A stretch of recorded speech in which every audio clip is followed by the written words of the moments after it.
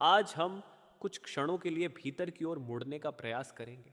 जिस परमात्मा को इंसान बाहर ढूंढता फिरता है, वह बाहर नहीं, हमारी अपनी अंतरात्मा में विराजमान है। बस मन का पर्दा हटे तो वही रोशनी साफ दिखाई देने लगती है।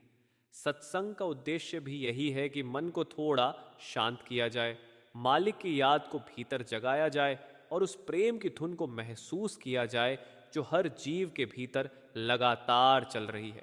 अब हम विनम्रता से अपने भीतर मालिक की हाजिरी महसूस करते हुए प्रेम और श्रद्धा के साथ आज का सत्संग आरंभ करते हैं।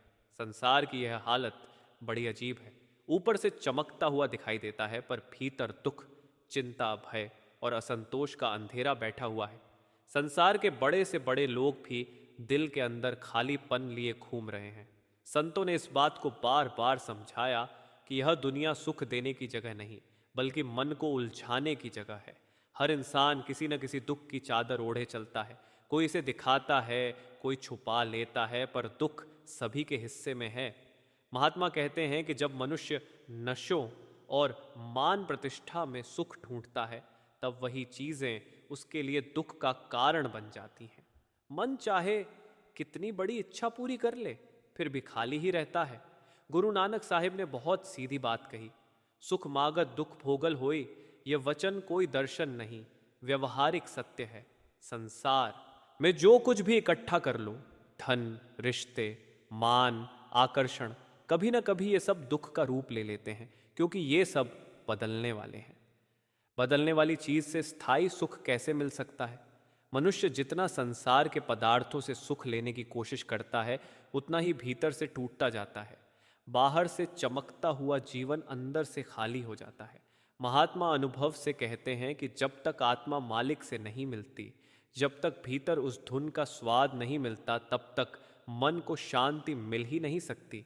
क्योंकि मन की प्रकृति ही ऐसी है, यह बार बार बाहर भागता है और हर बार खाली लौट आता है। इसी अवस्था को बदलने के लिए संत हमें भीतर की ओर मोड़ते हैं। वे कहते हैं कि संसार की वस्तुएं परछाई की तरह हैं। धूप बदली तो परछाई बदल गई। जिसको देखकर मनुष्य हंसता है, समय बदलते ही उसी को देखकर रोने लगता है। जिसको पकड़कर मनुष्य समझता है कि यह मेरा है, समय यह भी दिखा देता है कि यहाँ कुछ भी किसी का नहीं। इसीलिए अंदर से एक विनम्र आवाज आती है, मन रे कहाँ चले बावरिया, सुख तेरा घर भीतर बसाइल। ये शब्द मन की भटकन को रोकने के लिए है। मन बाहर दौड़ता है और संत कहते हैं कि सुख तो भीतर है, उस धुन के पास है, उस नाम के पास है जो कभी टूटता नहीं। लेकिन मन हमेशा माया के मेले में खोया रहता है। उदाहरण के तौर पर एक बच्चा अपने पिता की उंगली पकड़कर मेले में जाता है। जहाँ जहाँ देखो रोशनी, मिठाइयाँ, खिलौने, खेल, सब कुछ आकर्षक। बच्चे को लगता है कि उसकी सारी खुशी इन चीज़ों में है। लेकिन एक क्षण ऐसा आता है कि उसका हाथ पिता की उंगली से छूट जाता है। उसी क्षण सारा मेला बदल जाता है। वही रोशनी डरावनी लगने लगती है, वही खिलौनों की दुकानें बेगानी, वही भीड़ भयावह। जो खुशी लग रही थी वह एक पल में दुख में बदल गई। इसी मेले की भीड़ में वह रोने लगता है, पिता मिले तो मनुआ, धीरे बिन पितु मन आवे डोल। दुनिया की मेलेबाजी भी ऐसी ही है। जब तक हमारी लिव मालिक की ओर है, तब तक दुनिया का हर दृश्य अच्छा लगता है। पर जैसे ही वह उंगली छूटती है, यानी नाम से ध्यान हटता है, दुनिया बदल जाती है। वही बातें, वही लोग, वही हालात, सब कुछ बोझ लगने लगते हैं। इसलिए संत कहते हैं कि सुख और शांति दुनिया की वस्तुओं में नहीं, उस प्रेम और भक्ति में है जो सद्गुरु भीतर जागृत करते हैं। मनुष्य सोचता है कि धन मिल जाए तो सुख मिलेगा, पर धन कमाने में कितनी तकलीफें उठानी पड़ती हैं। रात रात भर जागना पड़ता है, शरीर भी टूटता है और मन भी। और जब धन आता है तो उसके साथ कई चिंताएं भी आती हैं। चोरी, टैक्स, लोभियों का झुंड, रिश्तेदारों की उम्मीदें, धोखे का डर। और जब वह धन जाता है तो वही धन अत्यधिक दुख बन जाता है। संत एक शब्द में कहते हैं, धन माया तज जाय न संग चले, अकेला जीव अभंग एल दुनिया का धन। यही छोड़ जाता है, शरीर छोड़ जाता है, परिवार, रिश्ते, नाम, ऑल लीव बिहाइंड। आत्मा अकेली चल देती है और उसके साथ केवल उसके संस्कार और कर्म जाते हैं। फिर मनुष्य समझता है कि जिस चीज को पाने में जीवन लगा दिया वह पल में साथ भी न चली। मनुष्य सोचता है कि पद, प्रतिष्ठा और दुनिया का मान मिल जाए तो शांति मिलेगी, लेकिन यह भी भ्रम है। दुनिया के नेता और प्रतिष्ठित लोग भी भीतर से अत्यंत बेचैन हैं। आज लोग जय जयकार करते हैं, कल वही लोग पत्थर मार देते हैं। आज अखबार प्रशंसा कर देता है, कल वही बदनामी छाप देता है। समय लगते देर नहीं लगती। जिस मान प्रतिष्ठा को पकड़कर मनुष्य समझता है कि यही सुख है, वही उसके लिए दुख का कारण बन जाती है। संतों का कहना है, जग में देखा एक ही खेला, जो ऊपर सो नीचे झेला। एयल दुनिया की उठापटक में मन स्थिर नहीं हो सकता, क्योंकि मन को शांति केवल उस चीज से मिलती है जो स्थायी है, और स्थायी है केवल मालिक का नाम, केवल भीतर की धुन, केवल वह प्रेम जो आत्मा को उसकी जड़ से जोड़ देता है। फिर महात्मा एक और उदाहरण देते हैं। वे कहते हैं कि संसार में हम जब किसी चीज से प्रेम करते हैं, उसमें दुख का बीज भी होता है। किसी से जितना प्रेम बढ़ता है, उतना ही उसके खोने का डर भी बढ़ता है। जिस वस्तु से खुशी मिलती है, उसी के जाने से दुख आता है। इसलिए संसार की वस्तुओं में सुरक्षा नहीं। संत भीतर से आवाज देते हैं, सुख सागर कर नाव है, नाम ले ले पापी खेवट ठाम। एल ये शब्द बताता है कि नाम दुख के समुद्र में नाव है, पर मनुष्य नाव को छोड़कर लहरों को पकड़ने की कोशिश करता है। लहरें पकड़ने से हाथ में क्या आता है? कुछ भी नहीं, बस खालीपन, थकान और टूटन। इसीलिए संत हमें उस तरफ मोड़ते हैं जहाँ सच्चा सुख है। वे कहते हैं कि जब तक आत्मा अपनी जड़, अपने मूल से नहीं मिलती, तब तक मनुष्य का मन चैन से नहीं बैठता, चाहे कितना भी बाहर दौड़ ले। अंतिम सत्य यह है, मन पिंजरे का पंछी, ऊंच उड़ान भरे सतगुरु मिले तो खोले किवाड़ा। घर को राह धरे सतगुरु वह किवाड़ खोलते हैं। वे उस धुन का मिलाप कराते हैं जो आत्मा को उसकी असली पहचान दे देती है। मन की भटकन शांत होने लगती है। संसार वही रहता है, पर देखने वाला बदल जाता है। फिर दुख आता है तो मन उसे दुख नहीं समझता, सुख आता है तो उसमें भी मन टिकता नहीं।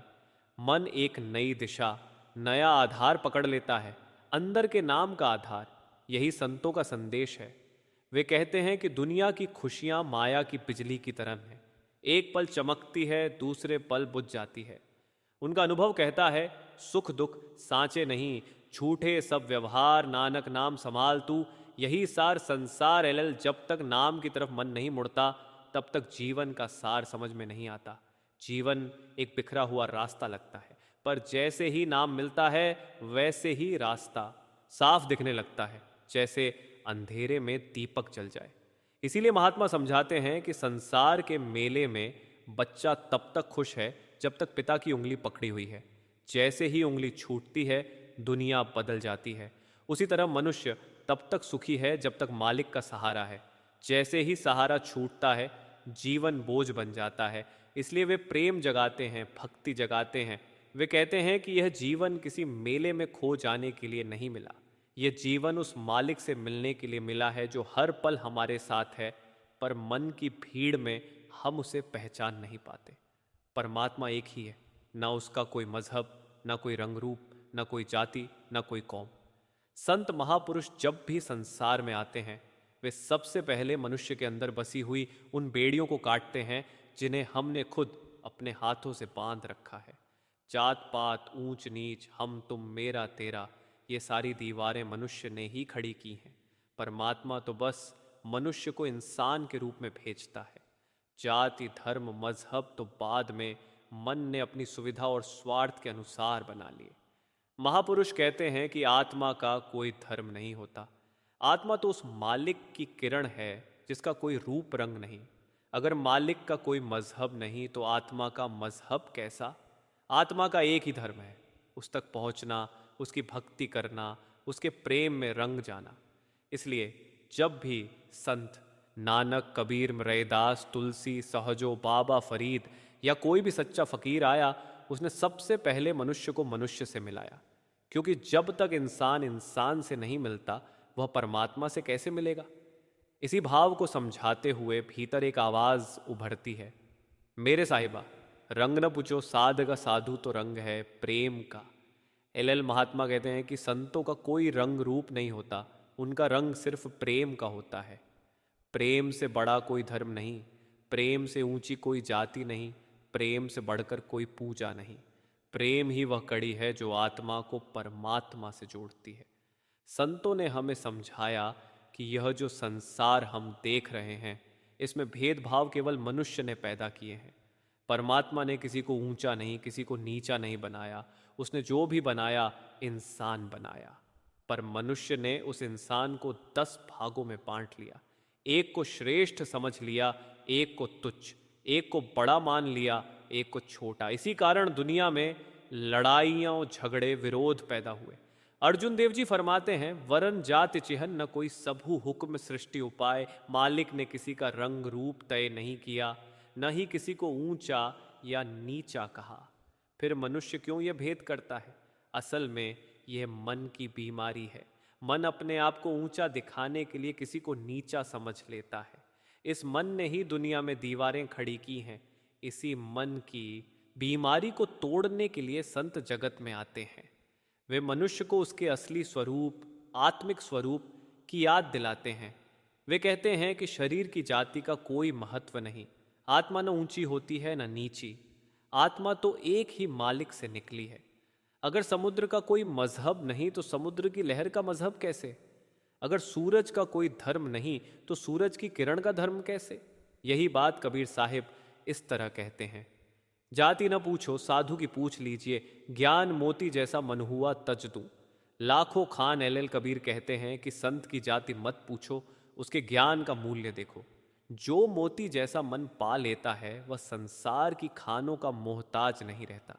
एक जगह कबीर साहिब बड़े मार्मिक ढंग से कहते हैं, सबय जाति एक पवन के सब कय देह गयो धूलि एल, यानी सारी जातियां उसी एक हवा से सांस ले रही हैं। जब शरीर मरता है तो सबकी देह एक ही मिट्टी में जाती है। फिर जाति का घमंड कैसा? महात्मा कहते हैं कि जिस मालिक ने सबको एक ही सांस दी, एक ही जीवन दिया, एक ही सूरज के नीचे चलाया, उसके बच्चे भला अलग कैसे हो सकते हैं?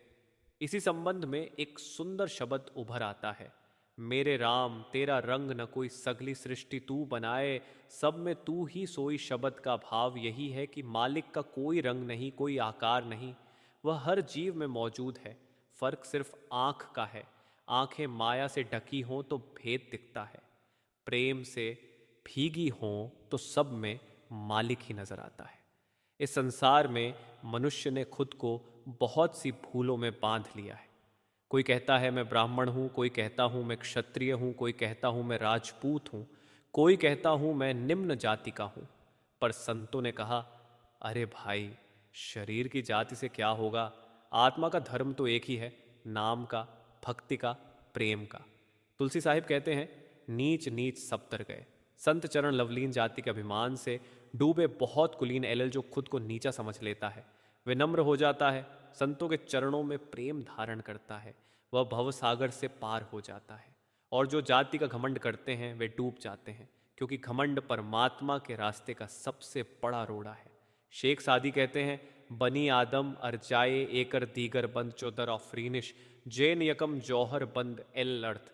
सारी मानव जाति एक ही स्रोत से निकली है, सब एक दूसरे के भाई हैं, सबका रचयिता एक ही है। महात्मा समझाते हैं कि अगर मालिक की कोई जाति नहीं, मालिक की कोई कौम नहीं, मालिक का कोई मजहब नहीं, तब उसकी बनाई आत्मा कैसे जाति लेकर आएगी? जाति तो मन की बनाई दीवार है, आत्मा तो उस दिव्य प्रकाश की चिंगारी है जो मालिक से निकली और उसी तक लौटना चाहती है। एक जगह बाबा फरीद कहते हैं, एक रब दी बनाई, किसे नाल बैर करिए, सब नाल प्रेम निभाइए, रब नाल नेह दरिए। एल इसीलिए संत हमसे कहते हैं कि ऊंच नीच का भेद छोड़ो। मालिक की भक्ति में सब बराबर हैं, वहाँ कोई छोटा बड़ा नहीं, वहाँ सिर्फ प्रेम देखा जाता है, नीयत देखी जाती है, हृदय की पवित्रता देखी जाती है। नानक साहिब ने तो यहाँ तक कह दिया, वे नामे सब नीच जात विसटा के कीड़े होए। अगर नाम नहीं है, भक्ति नहीं है, प्रेम नहीं है, तो चाहे मनुष्य कितना भी ऊंचे कुल में पैदा हुआ हो, वह आध्यात्मिक दृष्टि से नीचा ही है, क्योंकि ऊंचाई जन्म से नहीं मिलती, भक्ति से मिलती है। संतों ने कहा है, बड़बड़ाई पाए कर रोम रोम ब्रह्मकार सतगुरु के परिचय बिन चारों वर्ण चमार एल, यानी सतगुरु की शरण के बिना सब एक समान है, कोई बड़ा नहीं कोई छोटा नहीं। मालिक के दरबार में ऊंचाई भक्ति से आती है, जन्म से नहीं। इस पर एक और मधुर शब्द उभरता है, न कोई ऊंचा न कोई नीचा, सब में बसे एक अलग अधीचा। एल संत बताते हैं कि दुनिया के झगड़े, जात पांति के विवाद, कौम और धर्म के टकराव, ये सब मन के भ्रम के कारण है। जब मन प्रभु के प्रेम में रंग जाता है तब वह किसी को पराया नहीं समझता, सब अपना प्रतीत होते हैं। और जब तक इस इश्क का रंग नहीं लगता तब तक मनुष्य खुद को और दूसरों को शरीर के आधार पर तौलता रहता है। संत कहते हैं कि यह जीवन मलूकपन और घमंड में खो देने के लिए नहीं मिला, यह जीवन उस चरणों तक जाने के लिए मिला है जो सबका दुख हर लेते हैं, और उस रास्ते पर घमंड से नहीं दीनता से चला जाता है, प्रेम से चला जाता है, नम्रता से चला जाता है। एक जगह यह शब्द झंकारता है, जिस भक्त चित लागे सोई जन त्रिय द्वार प्रभु के पाए, मन निर्मल भैया एल। इसी भक्ति से मन साफ होता है, इसी प्रेम से मन की दीवारें गिरती हैं, और जब दीवारें टूट जाती हैं तब मनुष्य को हर जगह मालिक ही दिखने लगता है। जब महात्मा हमें बार बार यह समझाते हैं कि जिस परमात्मा को हम बाहरी दुनिया में ढूंढने की कोशिश करते हैं वह हमारे शरीर के भीतर ही विराजमान है, तो यह बात कोई कल्पना नहीं है और न ही यह किसी ग्रंथ की कहानी है। यह उन सभी संतों और महापुरुषों का प्रत्यक्ष अनुभव है जो इस मार्ग पर चले, जिन्होंने अपने भीतर उतरकर उस ज्योति को देखा, उस अनहद नाद को सुना जिसने सदैव से आत्मा को अपने असली घर की ओर बुलाया हुआ है। वे बार बार यही बात बड़े प्रेम से, बड़े धैर्य से समझाते रहे कि हमारा असली घर भीतर है, हमारी असली मंजिल भीतर है, वह मालिक भी भीतर है और उस तक पहुंचने का रास्ता भी हमारे भीतर ही रखा गया है। लेकिन दुनिया का भ्रम, मन की चंचलता, वासनाओं के तूफान और बाहरी माया की चकाचौंध हमें भीतर जाने ही नहीं देती। आदमी बाहर बाहर भटकता रहता है, बाहर ही मंदिर बनाता है, बाहर ही भगवान बनाता है, बाहर ही समाधि खोजता है, बाहर ही शांति चाहता है। लेकिन भीतर जिसने जाना उसने पाया, और जिसने भीतर जाने का मार्ग नहीं अपनाया वह जीवन भर बाहर भटकते भटकते ही रह गया। इसीलिए गुरु नानक साहिब ने कहा, जिसु यादू करे सो सुख पावे, बिन नावे ना ही ठौर। और एक स्थान पर उन्होंने फरमाया, एह मन मेरे या तू सदा रहू हरि नाले। इस मन को समझाने की कोशिश करते हुए महात्मा कहते हैं कि जिस परमात्मा की गोद में बैठकर आत्मा को सुकून मिलना है वह बाहर कहीं नहीं, यही शरीर वह जगह है जहां उस तक पहुंचने का द्वार है। जिस प्रकार चकमक पत्थर में आग छिपी होती है उसी तरह परमात्मा हमारे भीतर छिपा है। जिस तरह तिल में तेल है उसी तरह उसकी शक्ति हमारे भीतर प्रवाहित हो रही है। कबीर साहिब फिर कहते हैं, कस्तूरी कुंडल बसे मृग ढूंढे बन माही, ऐसे घट घट राम है दुनिया देखे नाही। आदमी की दशा भी उसी मृग जैसी है जो कस्तूरी अपनी नाभि में लिए फिरता है लेकिन सुगंध को बाहर बाहर जंगल में खोजता है। आदमी भी अपनी आत्मा में उस परमात्मा की अनुभूति, उसका प्रकाश, उसका शब्द लिए फिरता है लेकिन उसे ढूंढता बाहर है, कहीं मंदिर में, कहीं मस्जिद में, कहीं तीर्थों में, कहीं पहाड़ों जंगलों में। जबकि महात्माओं का अनुभव यही है कि परमात्मा न तो ईंट पत्थर की इमारतों में है और न ही वह केवल किसी एक स्थान पर सीमित है, वह तो हर जगह है, पर सबसे ज्यादा स्पष्ट रूप से वह हमारे भीतर है।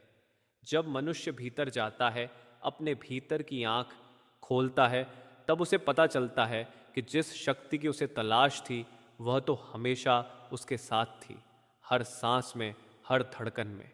जिस दिन आदमी यह पहचान लेता है उस दिन उसके जीवन का अंधकार मिट जाता है। जैसे सूरज उगने पर रात का अंधेरा अपने आप मिट जाता है, उसी तरह परमात्मा के अनुभव का प्रकाश मनुष्य के भीतर उगता है तो अज्ञान, भ्रम, मोह और दुख सब मिट जाते हैं। महात्मा यही कहते हैं, ज्यों नैनन में पुतली त्यों खाले घट माहे, मूर्ख लोग न जाने बाहर ढूंढन जाए।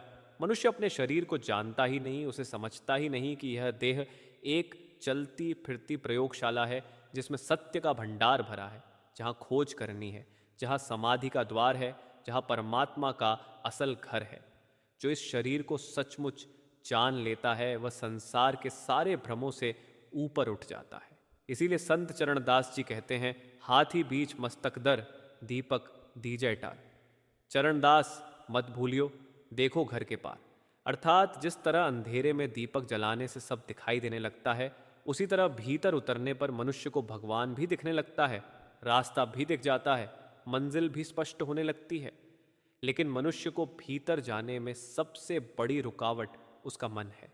मन बाहर भागना चाहता है, कभी इच्छाओं की ओर, कभी वासनाओं की ओर, कभी नाम यश की ओर, कभी शौक शोहरत की ओर। मन का स्वभाव ही बाहर भागना है। अगर मन को भीतर मोड़ना हो तो केवल एक ही साधन है, नाम, सुमिरन, शब्द, सिमरन। जब मन का रुख भीतर मुड़ता है तब शरीर मंदिर बन जाता है, शरीर गुफा बन जाता है, शरीर वह द्वार बन जाता है जहां आत्मा परमात्मा का मिलाप पाती है। इसीलिए गुरु अमरदास जी फरमाते हैं, सदा हजूर दूर न देखो रचना जिन रचाई। वह परमात्मा कभी दूर नहीं, हमेशा हमारे साथ है, लेकिन हम दूर हैं अपने विचारों में, अपने भ्रमों में, अपनी इच्छाओं में। फिर दादू साहब कहते हैं, दादू जीव न जाने राम को, राम जीव के पास। गुरु के शब्द बिन बाहिरा, तातय फिरे उदास। जब आदमी शब्द का सहारा नहीं लेता तब वह बाहर बाहर भटकता है, लेकिन भीतर की समृद्धि को नहीं देख पाता। जब तक मनुष्य गुरु शब्द के माध्यम से भीतर नहीं उतरता, वह यह नहीं जान पाता कि जिस परमात्मा को वह बाहर ढूंढ रहा था वह तो उसके भीतर ही धड़क रहा है। मनुष्य का भ्रम यही है कि जो चीज़ इतनी पास है वह सबसे दूर महसूस होती है, और जो दुनिया की चीज़ें इतनी दूर हैं वे सबसे नज़दीक लगती हैं। मनुष्य को दिखने वाला संसार बड़ा आकर्षक लगता है, लेकिन जो आंखों से परे है वह सत्य उसे समझ में नहीं आता।